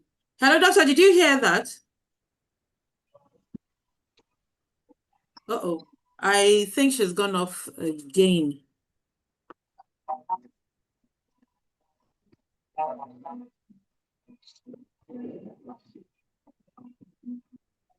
Wow. She's I gone can off hear again. you. I think I was muted. Sorry. Oh, I'm sorry. Oh, sorry. You muted me with others. I'm sorry. Yeah, so I think the person was asking about is it why it has to be done, or what about prostate biopsy? I Anyway, can't see the question anymore. Okay, so but for prostate biopsy is done when the PSA is increased and the prostate itself is big, so that there's a suspicion of prostate cancer. There's no how that can be confirmed without a biopsy. Biopsy is taking just a bit of a specimen of that prostate. And with that biopsy, they'll be able to say if it is cancerous or not. The prostate can be big and not be cancerous. So it's always necessary to do the biopsy to know what type of treatment is needed. But even with any form of treatment that is needed, lifestyle management also goes hand in hand with whatever type of management, and the improvement will be a lot more than what. Thank you. All right, thank you, ma'am. Someone said, Madam Adenuga Tawa Kalitu. She said she gets under the morning sun a lot, but was surprised when full blood count was done. And she was told that her vitamin D was almost not available and was placed on 50,000 milligrams of what? I don't know, maybe vitamin D. It So couldn't why have been is that? it couldn't have been full blood count. That means that she actually went to do the vitamin D test or calcium level test, which are not routine tests. Like I said, you can't just walk into a hospital and say, I want to do my vitamin D test. I want to do food blood count, and they'll do vitamin D or calcium. So except she had actually gone ahead to do that test specifically, which is not food blood count. And if that was what was done and she still got less than that, she probably is not converting well enough. Not everybody can convert sun to the vitamin D that we need, that would lead to the calcium absorption. Vitamin D helps in calcium absorption. So it's not that you are having vitamin D alone from the sun. You are also going to be taking food that has calcium such that that calcium will be absorbed well when you have the vitamin D exposure from the sun. So she still needs to add up some good, healthy, calcium containing food in addition to the sun exposure. And by the time she rechecks, having used the multivitamin that she's been given, then if it's now optimal, she can stop the multivitamin and increase her intake and maintain intake of calcium loaded good food. Okay, thank you, Ma. But I think she would just wants to clarify something. Madam Adegiluga, please, can you go on?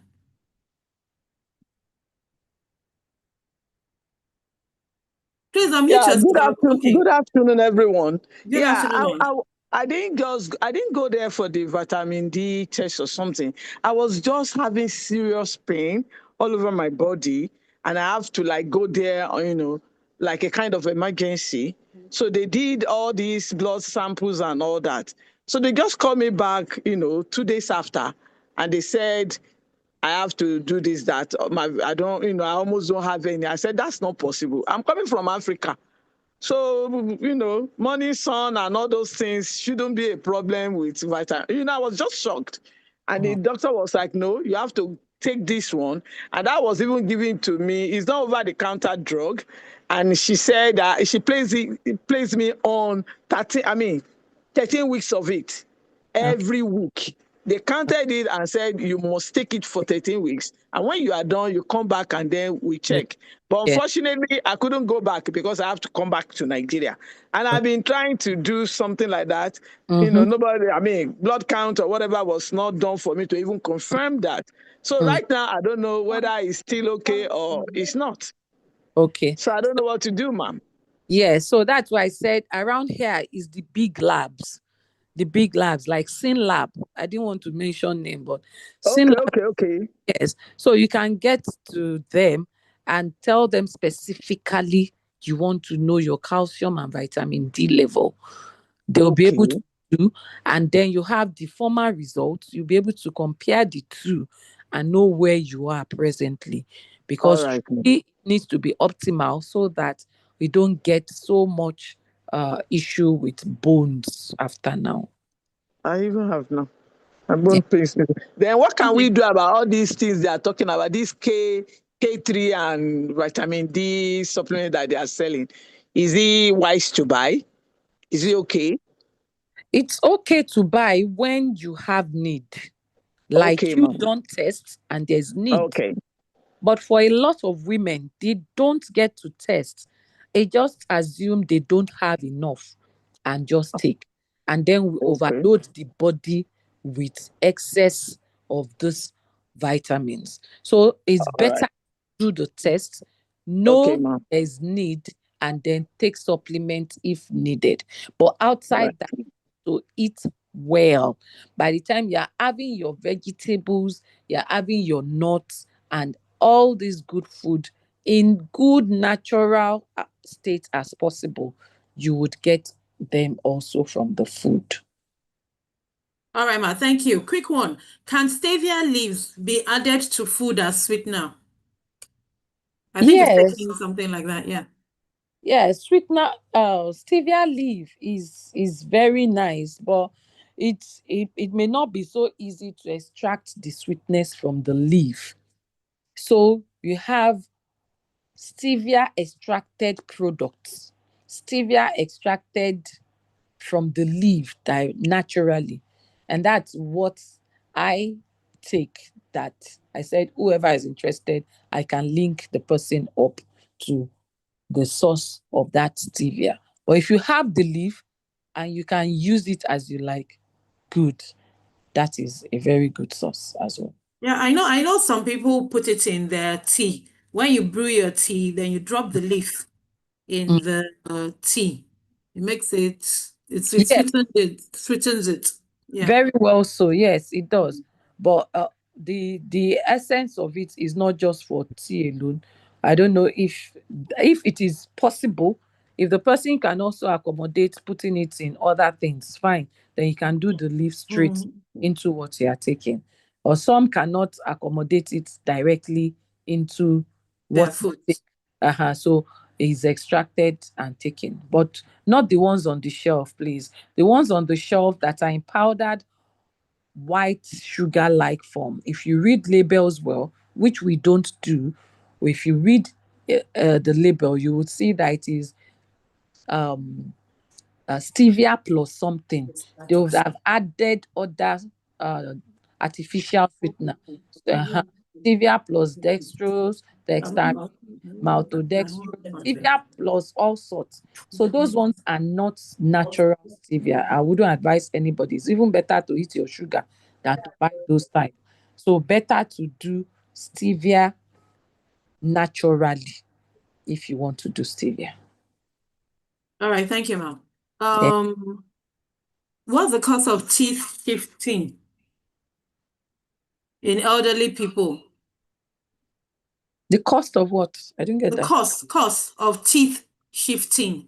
Teeth shifting is all still the same thing. Aging comes with so many things. So many things. And I always tell people that you are a product of what you've deposited in your bank.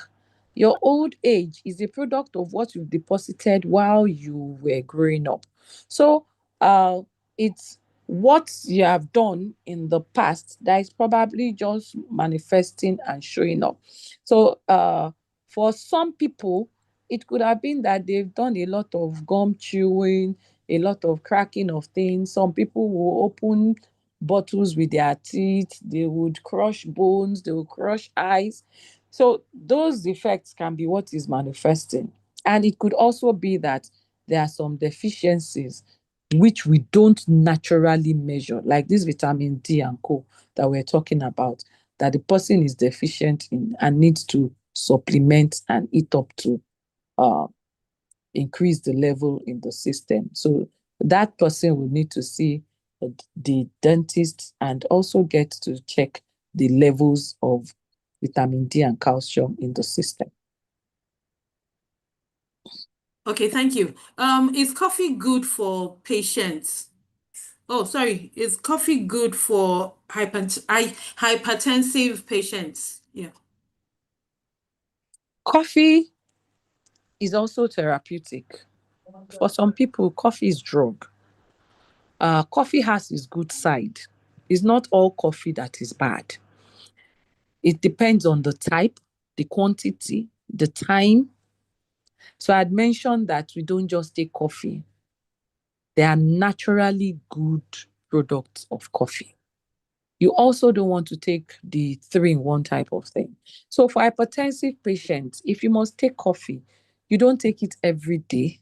You take little amount. You don't make it black coffee. You could dilute it with some other healthy drinks, plant-based, and you take it in the morning so that it does not affect your sleep later in the night. So there are rules to coffee taking for those that are taking it and are hypertensive. Okay, what about dark cocoa? Oh, dark cocoa is nice. Dark cocoa is nice for those that can do with it, that can deal with it. Because natural dark cocoa is not sweet. So, but if you have stevia with dark cocoa, oh, nice. You can have a good drink with that. And if you peradventure now even have good healthy coconut milk or tiger nut milk, healthy one, not the one they just sell on the shelf. Oh, that could make a good drink. So yes, you can take black natural cocoa, not the processed cocoa that is mixed with milk and sugar already. Yeah. Okay, it's 12:30. We've gone way past our time, but please Well, briefly explain to us, please, on green leafy vegetables like ugu, shoko, tete, and cauliflower and things like that, so that at least we can try to take everybody's questions, you know. So please, a short, I don't know what the person exactly wants, but an explanation on green leafy vegetables. well, green leafy vegetables, as much as possible, you want to eat your vegetable as close to raw as possible. When I say close to raw, it means that it's not the one that you have cooked and cooked and cooked. It's not the one you have cooked and rewarmed 1,000 times. So you want to just make sure as much as possible is from the farm to your pot. So of course we don't get to the farm. So from the markets, you want to wash it well and make sure that you cook it and eat it uh as soon as you can or when you make it. But at the same time, you want to make sure that you don't overcook. So it's, would I say, not be stir fry, but more of everything in the sauce ready before you add your grain, so that your grain will still be as green as possible by the time you are cooking it. Sorry, by the time you are eating it. And then you also want to make sure that you are not stuck to one type of vegetable. Mix your vegetables. If you eat ugu, also try to add up shoko, add up the tete, add up the whichever one, because they all have their different properties. Some will say there is a high um, level of some micronutrients that you don't even want to overload. But as much as you can, when you do different types of vegetable, you don't get stuck with having excess of anything, and you cook them well and eat them as less processed as possible with minimal oil, please. Minimal oil. Thank you. All right, ma. Someone feels slight pain in, I think it's Phoebe, yes. She feels slight pain in her right lower abdomen sometimes, although it's for a short time. What can be the cause? We are moving towards diagnosis. and that wouldn't be right for this platform, because there can be 1,001 things. Or if it's a woman, the right lower abdomen could be appendix, it could be ovary. So there's need to actually consult a doctor, be sure it's not appendix or ovary, and there may be need to do a scan just to fully confirm what is going on. Don't just use painkiller and forget about it. Thank you. All right, thank you, ma. Please, last question. Mr. Kodu Kamardin, please, what's your question, please? So we will end with, can you unmute yourself, sir? Okay.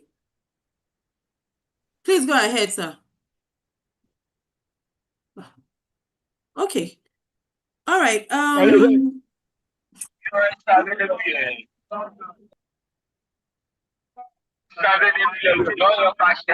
can you hear me? Yes, we can. Okay. The place is noisy, please. So I don't think we will. Hello? Hello, please go ahead, sir. Okay. The first question is, what is the implication of somebody's body weight being above the recommended body mass? And number two, which is the best way to shed the weight? Sometime ago, not long after I retired, I went for a full body check, and I was told that my body mass was 25.5 and that my weight was 78. And the doctor said my weight should be 74, that I should go and shed my weight. And I looked so slim. I was surprised. Nonetheless, I started controlling what I was eating. Then surprisingly, I checked my weight after 2 months or 3 months. It rose up to 8. And I've been trying to reduce what I eat. I ate my dinner early and so on. So which is the best way to shed weight? And what is the implication of if your weight is above the normal body mass? Thank you. All right, sir. Like I said when I mentioned BMI, which is body mass index, does not really fit in so much for us here. By the time you are within the normal range, people may start asking if you are sick. So I said, if you can't even make the normal, make sure you are not too far from that normal. So the normal upper limit is 24.9. between 25 and 29.9, you are overweight. So even if you fall within that overweight, you can manage yourself and even come below that. But the thing is, at you said 25.5, that is relatively okay for us here. If you go abroad, they'll be strict with you, they're 25, 24.9. But here, if you are 25.5, you are good because we have so many people above 30, even getting to 40. We have quite a number of people on the big side. So that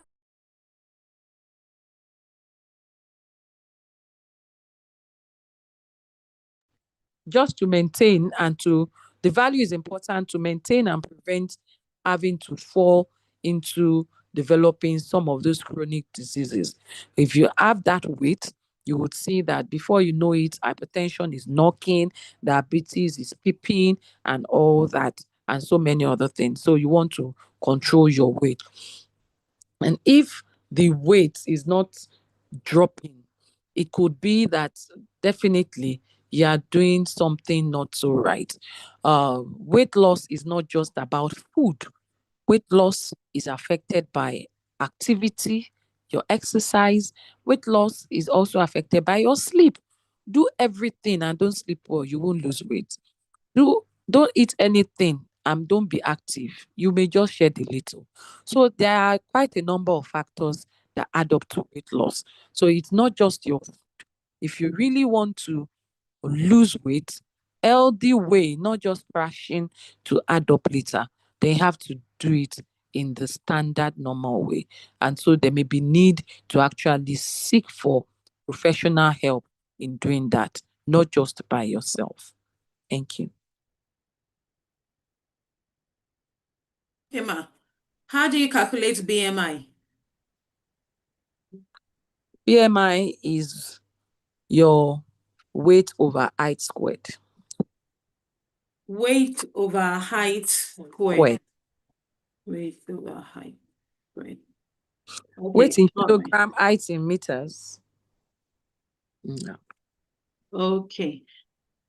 I'm going to call out the doctor's number once again, although we've given it out.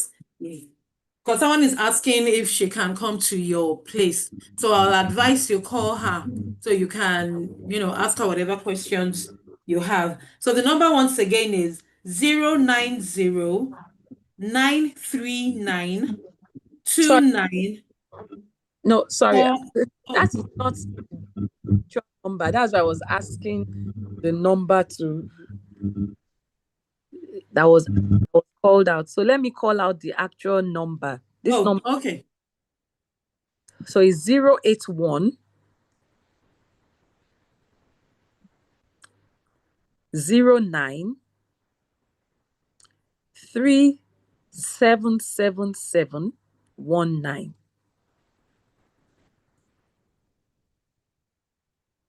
I'll repeat it again.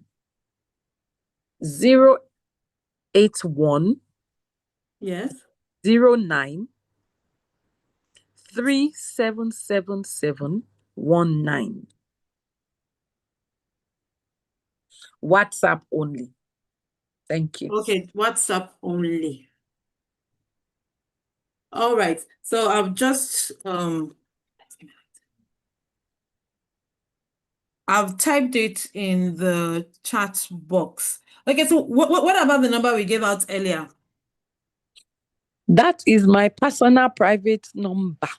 I wouldn't want that to be doing consultation. I'm so sorry about that.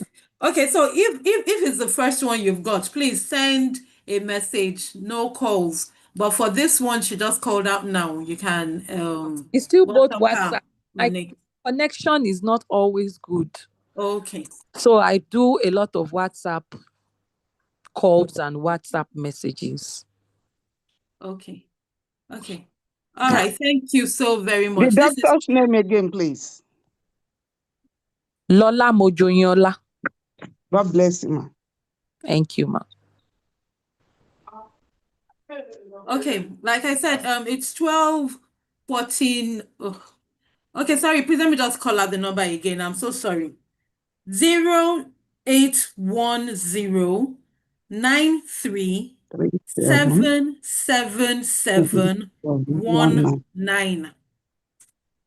So, Madam Osazua, I hope you've got it now. Yes. Okay. We've come to the end of today's session. So, Madam Scholastica Okorafor, can you please do us the honor of appreciating our facilitator today? Can you please unmute yourself, ma? Okay, good afternoon, everyone. Good afternoon, ma. Oh, sorry, did you have a question? Yes. Oh, I'm so sorry. Yes, but anyway, the question has to do with the leafy green vegetables, because I wanted to ask that when we have green vegetables, you know, that is grown with so much fertilizer and fruits with carbide, and we know that they're harmful, they're very toxic, you know, and can we use multivitamins to supplement? That was just my question, the question I wanted to put up here.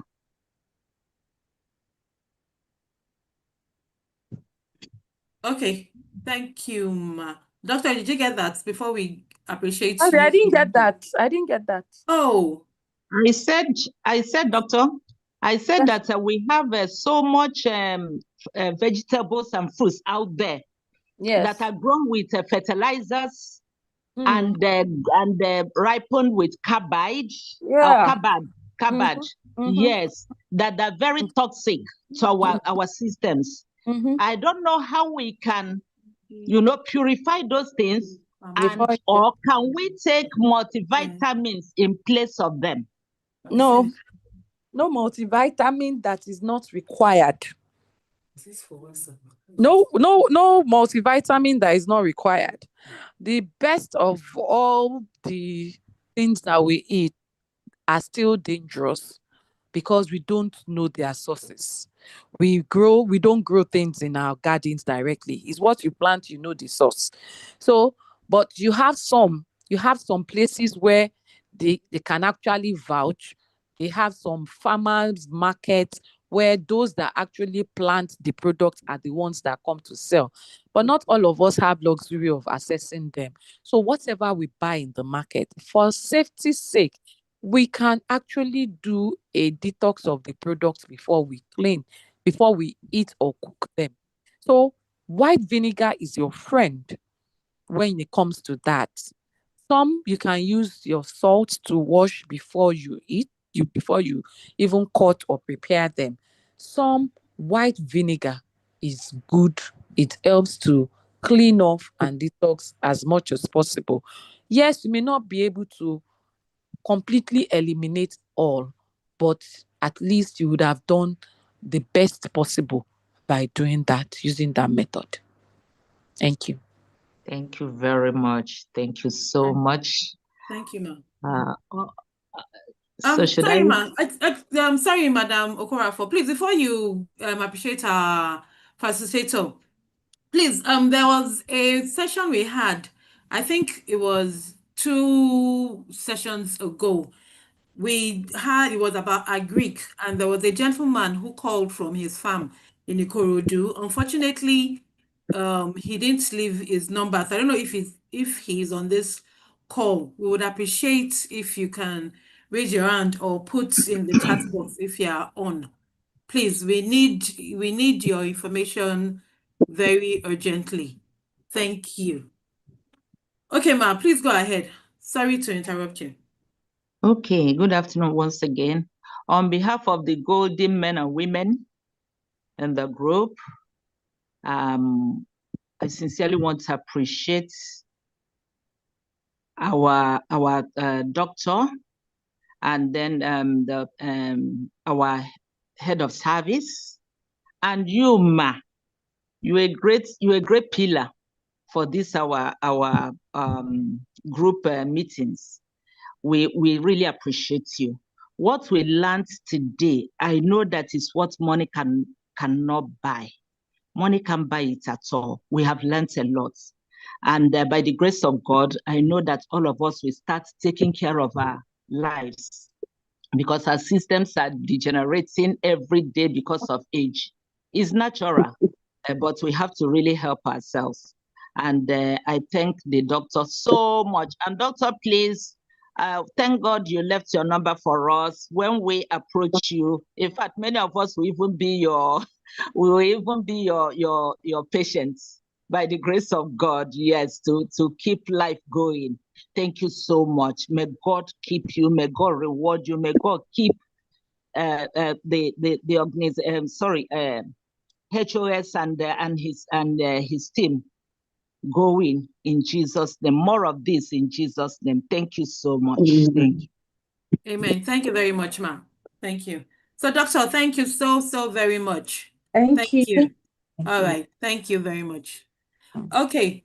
As we usually do, you can please all unmute yourselves and put on your videos. So you say hello to one another as it's our tradition. Good afternoon. Wow, it's 1:45 already since 10:30. Thank you so very much for being on the call Thank to this you. time. Over 2 hours. Thank you. We really appreciate you. So good afternoon, everyone. Good afternoon, good afternoon, good afternoon. Enjoy the Afternoon, lecture. Good everyone. afternoon. Bless Thank you you. very much. Good afternoon. Have a Good lovely afternoon, day. everyone. We appreciate We look you. forward We pray for you. We pray. Good afternoon, everyone. Good Thank you. afternoon, Good everyone. afternoon. to We Afternoon. appreciate. Dr. Good Mojoyin, afternoon, thank you lovely very people. much. Thank you, Doctor. Thank you so Thank much. you to the HOS. It's a Thanks burden to the governor of everybody to Lagos State continue. for this. God We bless our appreciate HOS. it. Thank you, thank you. We all live We're long. looking forward to In Jesus' name. Bye. Afternoon. Thank you. Beautiful Thank people. you. Bye. Right. Bye. Mama So, Dola. in the next 2 weeks, by God's grace, we'll come up with another interesting and educative We're looking forward to it. Okay. Kudos to your topic. team, oh, Mama Dola. Good Our afternoon, regards ma'am. to HOS. Yes, ma'am. Yes, ma'am. Yes, ma'am. Good So we look afternoon. forward to seeing everyone once again by God's grace. Okay. And happy Ramadan once again and happy Thank Lent. you. Thank you. Thank God will you. answer all our prayers God bless you. by We'll be His looking grace. Thank forward you to too. We also learned uh, well, oh. wonderful opportunity. Amen. Amen. Thank you, Doctor, once again. Bye. All right. Thank you all. very much. So we've come to the Thank end. Bye. Thank you. Bye. Bye-bye. Thank you so much.